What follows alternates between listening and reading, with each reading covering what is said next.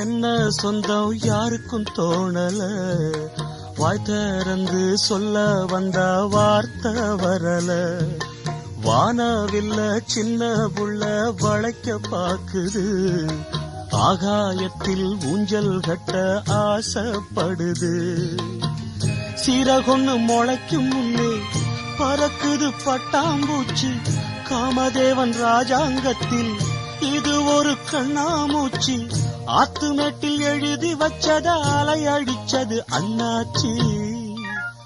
சம்சாரம் அது மின்சாரம், சம்சாரம் அது மின்சாரம்.